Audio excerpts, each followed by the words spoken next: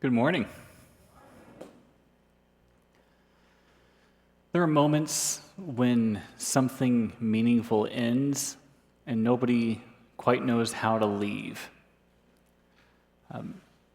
Conversations at funerals fall into this category. You've seen people in an awkward situation that you haven't seen in a long time. You don't know all that well. You talk to at funerals. And so you catch up, but after you talk about the usuals, how do you end that conversation? At best case scenario, you find somebody else and say, oh, I need to go talk to so-and-so, and you just kind of replace them with another awkward conversation, or pick an ending. The Gospel of John doesn't really have one ending, it has 5, because John just didn't know how to wrap it up. Which is no different than a Peter Jackson movie. If you've watched The Lord of the Rings, my dad hates the Lord of the Rings movies, I think. He's never said it outright, but I'm pretty sure. We saw The Fellowship of the Rings in theater, and that movie has like 7 endings, if you've ever seen it. And my dad kept trying to get out of his seat every time the screen went black for a second, and then it'd come back on, and he'd sit back down. Until finally, when the movie actually ended, he didn't get up. He just sat there out of protest, because he'd already tried to leave 5 times. There are just moments where the endings don't feel right. Families stand around doorways at a holiday gathering because they don't really want to leave yet, but they need to. Or sometimes parents drop their kids off at the first day of school or the first day of college, and they just sit in the car afterwards and they don't know really what to do next. I mean, they know it's on the calendar, but leaving just doesn't sit right. I have a friend of mine who, this last year, in the same week, his father died and his oldest son went off to college. And in those 2 events, he just didn't know where he was anymore. The 2 most important men in his life were gone all of a sudden. I mean, his son was not, dead, but he's gone off to college. It's more or less the same thing, really, because he hasn't heard from him in 3 months. And all of a sudden, he's got a parent that's actually physically gone forever and a child that's physically removed, and he was just kind of left unresolved.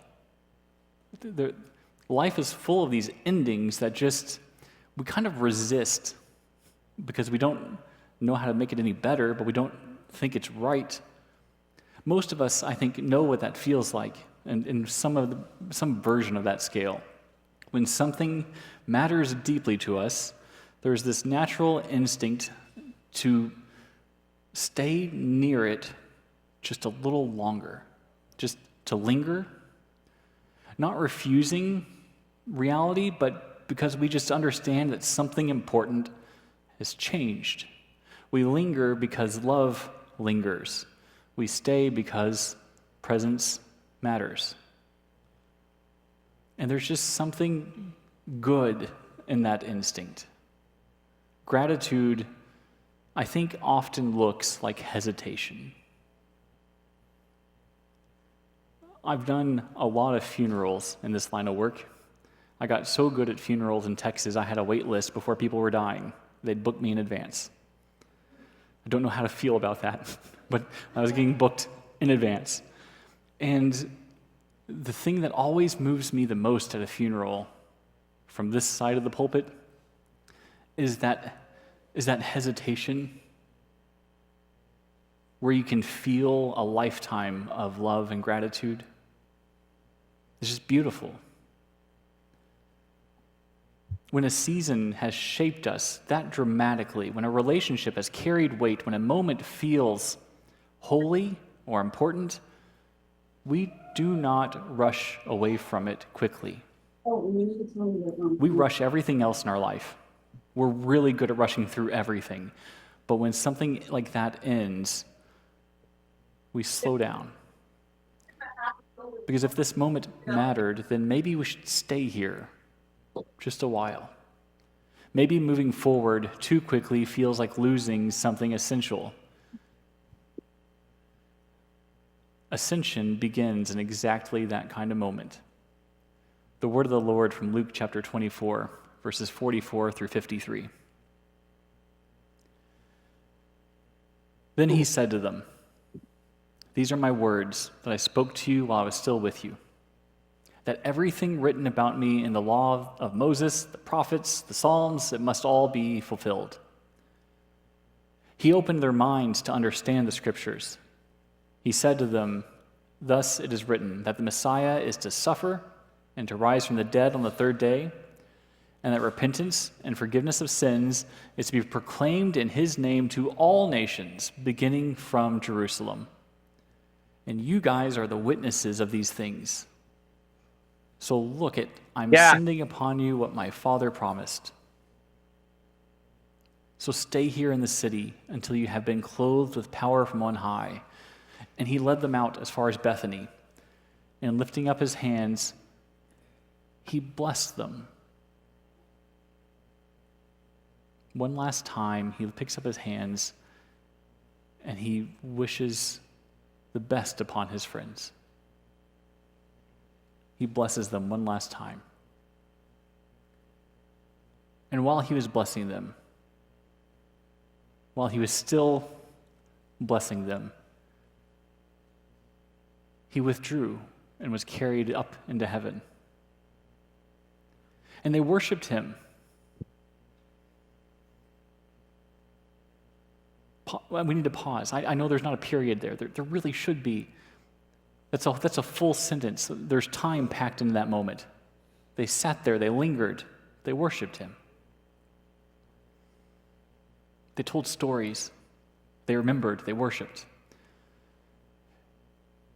They returned to Jerusalem with great joy. And they were continually in the temple blessing God. Jesus blesses the disciples. He blesses his friends. And then he is taken from their sight.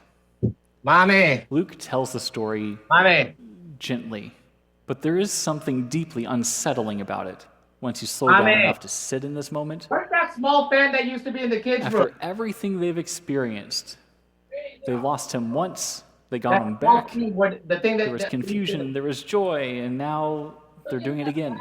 Left-hand corner by the Christmas stuff. Everything's changing again. Once again, the form of his presence with them is slipping away, just beyond their reach. The disciples stand there, staring into the sky, frozen in this moment, lingering, still looking upward, long after he's gone from their sight. Like, I imagine it's a bit like watching a balloon float away, right? They're all sitting there watching it go up until one of them says, "I can't see him anymore. Do you still got it?" And then somebody else says, "Yeah, he's right there. I don't see it. There's that dot right by that cloud. I don't see it." Until eventually, none of them see it anymore, but they just keep staring at that spot, hoping that they can still, maybe see him getting bigger and coming back down. Afraid to turn your eyes away, because if you stop looking, you stop seeing. When something meaningful feels like it's ending, we linger. We keep looking back, or in this case, looking up. We try to hold on to that moment before it disappears completely. Because once we stop looking and we go back to whatever's next, it's really gone. And spiritually, we do the same thing in different forms, right? We hold on to seasons of our life where faith felt easier, more certain. We return in our minds to moments when God seemed easier to recognize, easier to feel, when the church felt more alive to us, when hope comes more naturally. We replay old experiences because part of us assumes that if God was truly present there, in that moment, in that place, then if I can stay tethered to that moment, that's the safest way to stay close. But this ascension business quietly disrupts that entire instinct. Jesus does not invite the disciples to preserve that moment. He does not tell them to remain on that mountain, staring at the sky, trying to hold on to where he was. Something new is happening. And if they stay fixed on what is behind them, they're going to miss out on what he's leading them to next. Ascension is not ultimately about Jesus leaving the world behind. It is about Jesus claiming the world, the whole thing, as his own. The language throughout these readings pushes us toward that reality, right? Psalm 47 speaks of God ascending in triumph. Ephesians speaks of Christ being seated above every ruler and authority and power. This is not the story of absence. The ascension story is a story of culmination, of reign. The risen Christ is not found in holding on to where he was, but in joining what he is now doing. Christians don't have a Dome of the Rock. We didn't preserve that spot. We've preserved just about everything else. You can find a brochure for a tour guide to take you just about anywhere else. But finding this spot is not like finding the Dome of the Rock. We didn't preserve that spot. We don't stay tethered to it. Because if we stay tethered to that rock he stepped off of, then we're still tethered to him leaving. And we missed everything else that came next. That changes the meaning of this whole moment completely. The disciples have lost their visibility. They've lost the visible form of presence that they know and love, but they are not losing Christ himself. His work is not ending, it is expanding. The one who walked with them on dusty roads in Galilee is now the Lord over all creation, who is about to walk with them on roads as far as Rome and Ethiopia and India and into Europe. They don't hold on to that spot because they have all the rest of the world to go with him. He didn't leave. He just went everywhere else. And I know that doesn't, in our heads, that doesn't physically make sense, but in your hearts, doesn't it? This is why the disciples can return to Jerusalem with joy. Not because nothing has changed, but because they finally understand that this is not the closing of a story. This is the widening of a story. Jesus is no longer confined to just being one place, one road, with one group of people standing on one hillside in one spot. He is now everywhere, all at once. Ascension is not about Jesus going away. It is about Jesus becoming Lord of everywhere. If ascension was just a story about him going somewhere else, then this is just another goodbye. But because ascension is about him going everywhere all at once, the question that follows is no longer how do we stay here? It's where are we going to find him next? Where is he leading us now? Where will he pop up next? We still spend a great deal of energy trying to preserve moments that we can't hold on to. We are really good at looking backward at seasons that feel alive with wonder, and we try to keep going back. We chase how we looked in the mirror 30 years ago. We chase how we were naive about how we looked at the world 40 years ago. We chase our past. We remember things that felt clearer, when life made more sense, when hope felt easier to hold on to. And sometimes we do this personally. Sometimes churches do it collectively. We tell stories about when things used to be, as though faithfulness means finding a way to remain in that one spot forever. As if we could just build a dome around that one moment in time and make that the thing that defines us. But memory itself is not the problem. And gratitude is not the problem. The disciples are not rebuked for loving him. They're not rebuked for lingering. The problem comes when nostalgia becomes a substitute for following. Because the disciples cannot stay on that mountain. They return to Jerusalem, and Jerusalem is not a safer place. It is not simpler. The world has not suddenly become easier to navigate, but they go back anyway. And they go back with joy because they finally understand something essential. That Christ is already there ahead of them. When they go back to Jerusalem, they go back knowing that he's waiting for them in the room where they left him. He's already there because now he is everywhere. There is nowhere they can go without him. They put him in a tomb once and locked him away, and he was away from them for 3 days. But now, because he has ascended, there's nowhere they can shove him to keep him away. He'll never be gone. That changes the shape of Christian faith. It makes Christian faith unique in all the world. If Jesus was just a guy who got crucified, he'd be one of thousands, tens of thousands. There's nothing special about that. If he was somebody who was resurrected, if we're being quite honest, there's a handful of people in that club too. Lazarus left an empty tomb behind too, but we don't worship Lazarus. This one ascended everywhere. Faith is not standing still trying to recreate yesterday's experience of God. Faith is joining the living Christ in what he is already doing in the here and now. That is the true power of his ascension. And where is he ascended to? Where is he reigning now? Everywhere. In the ordinary places. In reconciliation between brothers who don't always get along but need each other. In between people who would rather remain divided.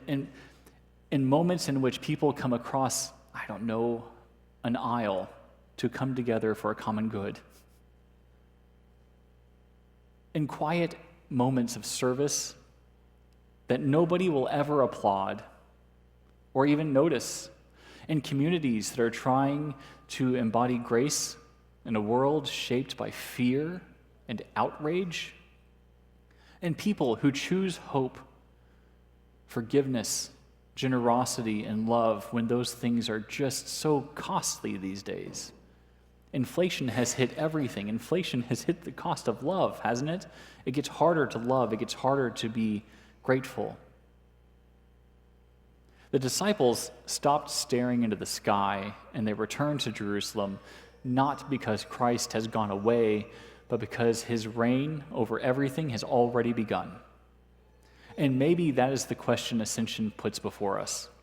Not simply, where did he go? But where is he leading us next? Where to next? Where is Christ already at work in this world, inviting us to participate instead of merely observing? Where are we being called to move instead of remaining frozen in what used to be? Because the risen Christ is not trapped in the past. Even in a holy past, he reigns now. He leads now. He sends now. And the invitation of ascension is not to cling to the spot where he was once. It's to follow where he is reigning now and next. Jesus ascends while blessing his disciples. And that detail matters. The final posture of Christ before he is taken from their sight is not distance, it's blessing. It's not withdrawal, it's gift. And that blessing does not end at that mountain. It continues into the life that they are now being sent to live. While he is still blessing them, he withdraws. Did you notice the one thing that does not end in the story? There is not a single verse, line, or word that actually tells us that he ever stopped blessing them. It never stopped. That's why they go back to Jerusalem with joy. He never stopped blessing them. He never stopped blessing us. It continues into the life that we are all now being sent to live, and that is what we receive at this table. We do not come to this table trying to preserve a moment that is already past. This table is not a memorial. We come to participate in something in this table, a blessing.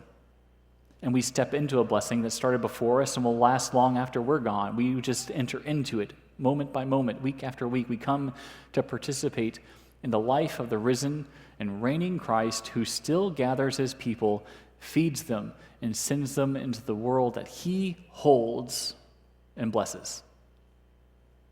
Here at this table, we don't receive nostalgia. It's nourishment.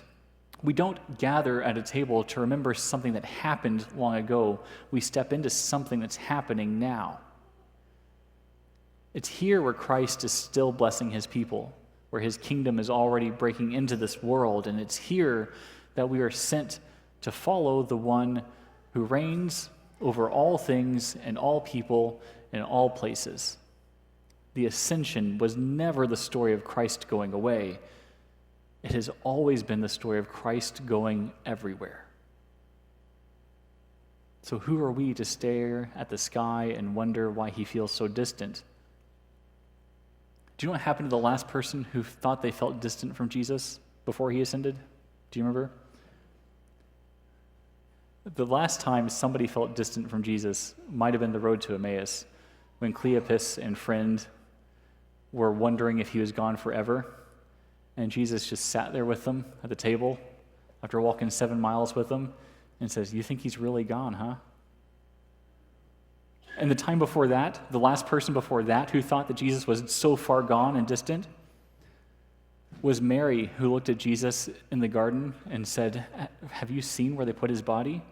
And he looks around and says, "Yeah, I know exactly where it is."